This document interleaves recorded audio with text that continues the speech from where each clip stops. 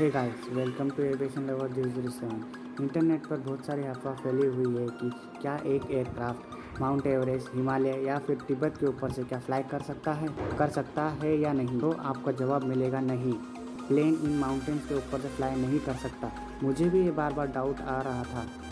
अगर आपको जानकारी चाहिए तो आप मुझे इंस्टाग्राम पर फॉलो कर सकते हैं। तो इसका आंसर है कि 50% एयरक्राफ्ट उड़ सकती हैं, एयरक्राफ्ट नहीं उड़ सकती हैं।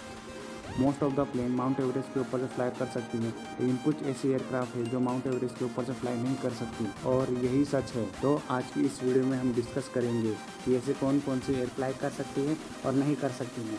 दोस्तों, बहुत से ऐसे एयरक्राफ्ट है जो माउंट एवरेस्ट के ऊपर से फ्लाई नहीं कर सकते। अगर आप उन एयरक्राफ्ट का फ्लाइट रेडार पर उनका रूट चेक करेंगे तो आपको कोई भी रूट माउंट एवरेस्ट के आसपास या उसके ऊपर से जाते हुए नहीं दिखाई देगा। क्यों एरोप्लेन या एयरक्राफ्ट इसके ऊपर से फ्लाई नहीं करती, या फिर कोशिश ही नहीं करते, या फिर करना ही नहीं चाहते। तो दोस्तों, माउंट एवरेस्ट की ऊंचाई 29,000 फीट है और एक कमर्शियल एयरक्राफ्ट और एरोप्लेन कम से कम 40,000 से 45,000 की फुट पर फ्लाई करता है। अगर कोई एयरक्राफ्ट इन माउंटेन्स जैसे एवरेस्ट के ऊपर से फ्लाई करता है तो उन दोनों के बीच में डिफरेंस सिर्फ 10 से 12,000 का फीट का होगा, और यहीं से ही प्रॉब्लम शुरू होती है। जैसे कि हम जानते हैं कि एयरक्राफ्ट जैसे जैसे एल्टीट्यूड गेन करती है, वैसे ही एयरक्राफ्ट में ऊपर प्रेशर कम होते जाता है, ऑक्सीजन प्रेशर,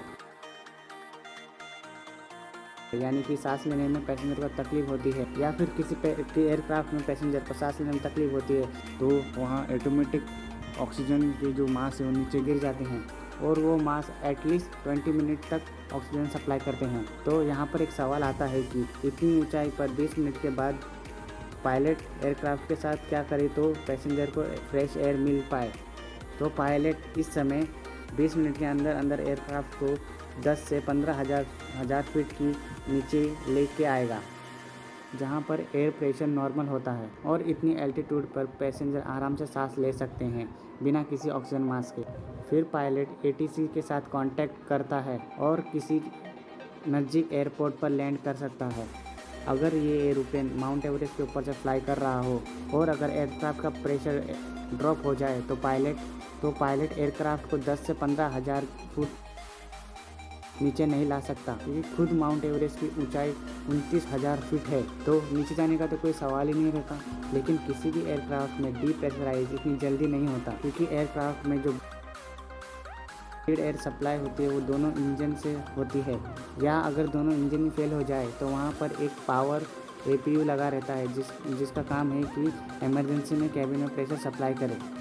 सपोज़ हिमालय के ऊपर से फ्लाई करते दौरान अगर एयरक्राफ्ट का इंजन फेल हो जाए तो एयरक्राफ्ट को 30% थ्रस्ट मिलेगा और एयरक्राफ्ट का एल्टीट्यूड कम होने लगेगा, और अगर एयरक्राफ्ट हिमालय के ऊपर क्रैश हो जाए तो वहाँ रेस्क्यू टीम को पहुँचना बिल्कुल नामुमकिन हो जाएगा, यानी कि मरने की बहुत सी संभावना है। और इसके अलावा टर्बुलेंस एयरक्राफ्ट के लिए बहुत ही खतरनाक होता है।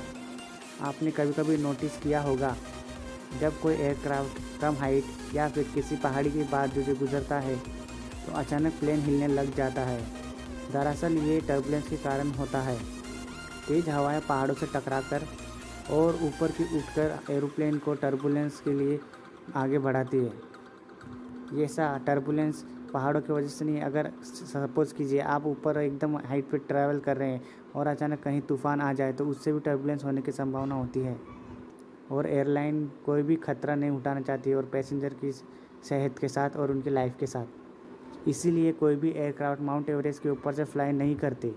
अगर हम इन सभी चीज़ों को शॉर्ट लिस्ट करें, जैसे एयरक्राफ्ट का इंजन फेल होना, डिकम्प्रेस हुआ तो खतरा, इमरजेंसी लैंडिंग करने के लिए कोई भी जगह नहीं मिलती, पर्वतों के कारण टर्बुलेंस का खतरा, तो इसीलिए कोई भी एयरक्राफ्ट माउंट एवरेस्ट के ऊपर से नहीं उड़ती हैं। तो गाइस, तो कैसा लगा आपको मेरा वीडियो? अगर अच्छा लगा है तो लाइक, कमेंट और शेयर कीजिए। Thank you for watching my video.